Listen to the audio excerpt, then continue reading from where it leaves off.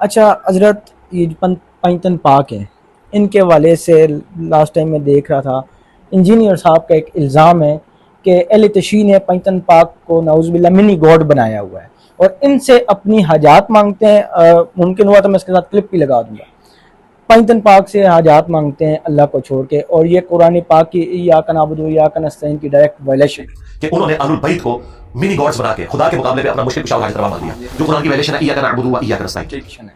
اس حوالے سے آپ کا کیا عقیدہ ہے؟ اگر ایاک نعبد و ایاک نستعین کا مطلب کسی نے یہ لے لیا کہ مخلوق سے مدد مانگنا اللہ سے مدد مانگنے کے متوازی اور اس کے مقابلے میں شرک ہے، تو یہ میرا خیال ہے ان کے فہم کے کمی کی دلیل ہے. کیوں؟ اگر اللہ سے مانگنے کی بجائے کسی فرد بشر سے کوئی مدد مانگنا جرم ہو تو خود رسول اللہ نے مدد مانگی تو آپ کیا کہیں گے؟ دیکھیں ظاہری مدد نہیں، غیر کی مدد. سنیں وہ بات کی بات ہے. پہلے آپ اس بات کو قبول کر لینا کہ دوسروں سے مدد مانگی جا سکتی ہے ظاہری طور پر، ٹھیک ہے. اس کا مطلب ہے دوسروں سے مدد مانگی جا سکتی ہے، ہر مانگی گئی مدد شرک نہیں ہے. پہلے اس بات کو تسلیم کر لیں، ایسا ہی ہے. ٹھیک ہے. جب آپ رسول اللہ کی اپنی سیرت دیکھیں تو انہوں نے کہاں کہاں کس کس سے مدد مانگی ہے، خود رسول اللہ صلی اللہ علیہ وآلہ وسلم. ٹھیک ہے. پہلی بات تو یہ ہے کہ اس لیے اس عقیدے کی پہلے اصلاح کر لیں.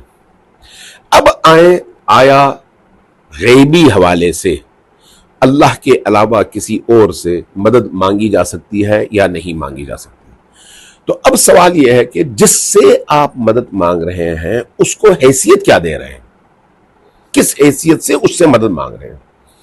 کیا اس کو آپ خدا کا شریک سمجھ کر مدد مانگ رہے ہیں؟ سوال. کیا اس کو خدا کے مقابلے میں ایک قوت سمجھ کر مدد مانگ رہے ہیں؟ دوسرا سوال. کیا اس کو خدا کا مقرب سمجھ کر عند اللہ اس کو اللہ کی بارگاہ میں باعزت اور مقرب اور پسندیدہ سمجھ کر اس کے ذریعے سے اللہ سے مانگ رہے ہیں؟ ان میں تینوں میں بڑا فرق ہے. اگر آپ کسی کو اللہ کے مقابلے میں سمجھ کر مدد مانگ رہے ہیں تو قطعاً شرک ہے، اس میں کوئی دوسری رائے نہیں ہے. اگر آپ کسی کو اللہ کا شریک سمجھ کر مدد مانگ رہے ہیں تو اس میں بھی کوئی شک نہیں ہے کہ یہ مشرک ہے، اس میں شرک ہے اور یہ کسی بھی صورت میں توحید کے ساتھ مطابقت نہیں رکھتا. یہ بات واضح ہوگی. اب اگر کسی بھی فرد کو، چاہے وہ نبی ہو، وصی ہو، اگر آپ اس کو یہ سمجھ کر کہ وہ اللہ کا مقرب ہے، اس کے ذریعے سے مانگی گئی دعا اللہ قبول کرتا ہے چونکہ وہ اللہ کا پسندیدہ بندہ ہے، اگر اس حوالے سے آپ مانگتے ہیں تو پھر اس مانگنے میں کیا حرج ہے؟ سوال یہ ہے کہ کیا اللہ نے قرآن کریم میں وسیلے کی اجازت دی ہے یا نہیں دی ہے؟ وَابْتَغُوا إِلَيْهِ الْوَسِيلَةَ کا مطلب کیا ہے؟ اللہ کی طرف جب جاؤ تو وسیلہ بناؤ. میرا سوال یہ ہے کہ یہ جو ہم نمازیں پڑھتے ہیں جس میں تکبیرۃ الاحرام کے بعد السلام علیکم ورحمۃ اللہ تک ہمارا چہرہ اور ہمارا بدن تو اللہ کے سامنے ہوتا ہے، ہماری روحیں کہاں ہوتی ہیں، ہماری سوچیں کہاں ہوتی ہیں؟ کبھی ہم اللہ کے سامنے واقعی روح کے ساتھ جھکتے ہیں؟ ہماری ساری سوچ تو کبھی بازاروں میں، کبھی گھروں میں، کبھی بیویوں کے پاس، کبھی دوستوں کے پاس بھٹک رہی ہوتی ہے. ہماری یہ نماز اللہ کی بارگاہ میں وسیلہ بن سکتی ہے؟ یہ نماز ہمیں اللہ کا مقرب بنا سکتی ہے؟ اس نماز کی حیثیت ہی کیا ہے؟ لیکن اس کے مقابلے میں جب آپ خود نبی کریم کا تذکرہ کرتے ہیں، جب آپ امیر المؤمنین علی ابن ابی طالب کا تذکرہ کرتے ہیں، جب آپ حضرت فاطمہ الزہرا سلام اللہ علیہا کا تذکرہ کرتے ہیں، امام حسن اور امام حسین علیہ السلام کا تذکرہ کرتے ہیں، وہ ہستیاں ہیں جن کو اللہ تبارک و تعالیٰ نے چنا ہے، مصطفیٰ، مرتضی، مجتبی، اللہ کے چنے ہوئے بندے. وہ چنے ہوئے بندے، وہ جن کو اللہ نے اس کائنات کا مالک بنایا ہوا ہے، وہ بندے جن کو اللہ نے جنت کی مالکیت دی ہوئی ہے، وہ بندے جن کی رضا کو اللہ کی رضا قرار دیا گیا ہے. کیا بخاری کی یہ روایت نہیں ہے حضرت فاطمہ الزہرا کے حوالے سے کہ من احبہا احبنی ومن احبنی احب اللہ، جس نے ان سے محبت کی، من یرضاہا یرض اللہ، جنہوں نے ان کو راضی کیا. یہ اس طرح کی جو روایات ہیں، بھرمار ہے روایات کی کہ حضرت فاطمہ الزہرا کی رضامندی اللہ کی رضامندی ہے، علی کی رضامندی اللہ کی رضامندی ہے، نبی کریم کی رضامندی اللہ کی رضامندی ہے. اب اگر ان شخصیات کی رضا، ان کی خوشی، ان کی محبت، اللہ کی رضا، اللہ کی خوشی، اللہ کی محبت ہے، تو اللہ کی بارگاہ میں اگر انسان دعا کرے اور کہے یا اللہ تجھے ان بندوں کا واسطہ میری یہ حاجت پوری کر، تو یہ شرک ہے. آپ نے اس میں حوالہ دیا ہے وسیلے کا، وہاں تو سب مانتے ہیں. جو ڈائریکٹ یا علی مدد کہا جاتا ہے یا غازی عباس، میں نے اکثر دیکھا ہے کہ ان کے برگاہ سے ڈائریکٹ مانگ رہے ہوتے ہیں کہ آپ عطا کریں. ڈائریکٹ کا مطلب کیا ہے؟ میں نے پہلے آپ سے 3 شقیں رکھی تھیں کہ ان سے مانگنے کا مطلب کیا ہے.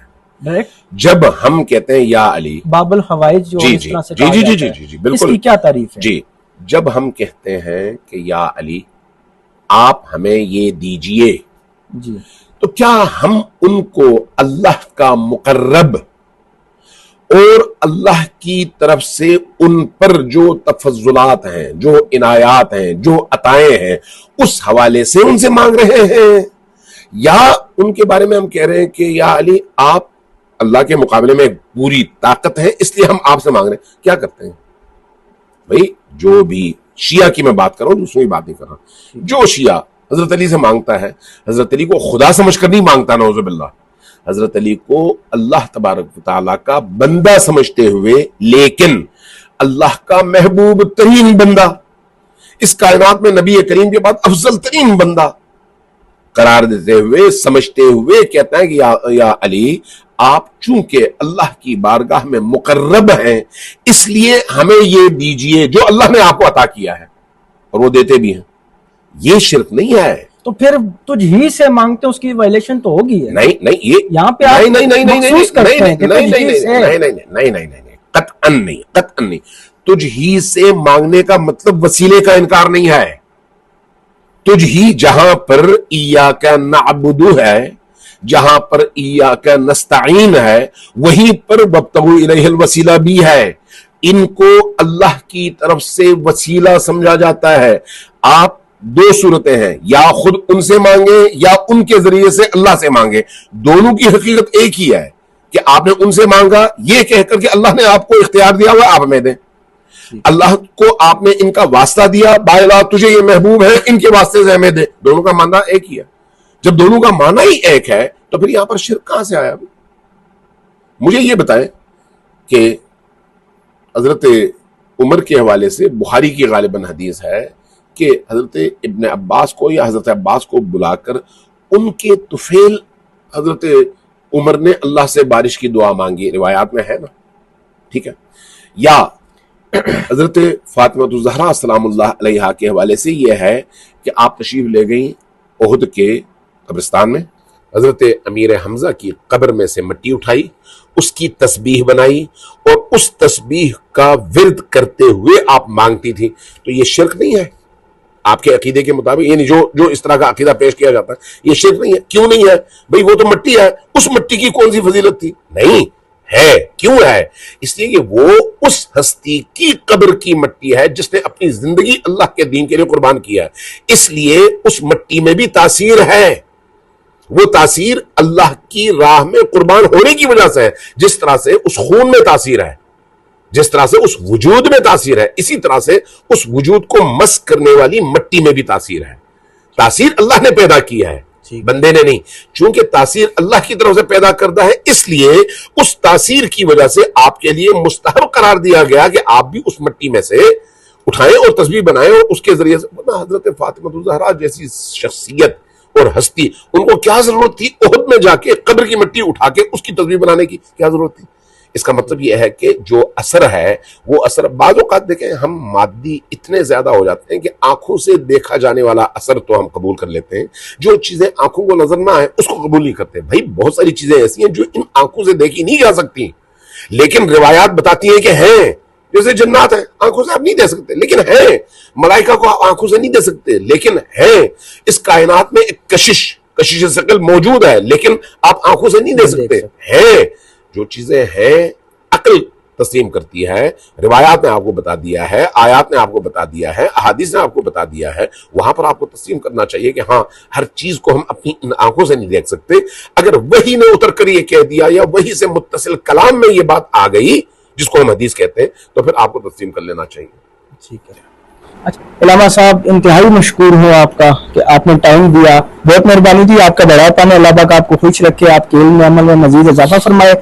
اگر آپ کو یہ ویڈیو اچھی لگی ہے تو کہیں میرے ساتھ رہیے, اس طرح کے مزید پروگرام آپ کے لیے لاتے رہیں گے. نیکسٹ پروگرام تک کے لیے اجازت دیجیے, اللہ حافظ.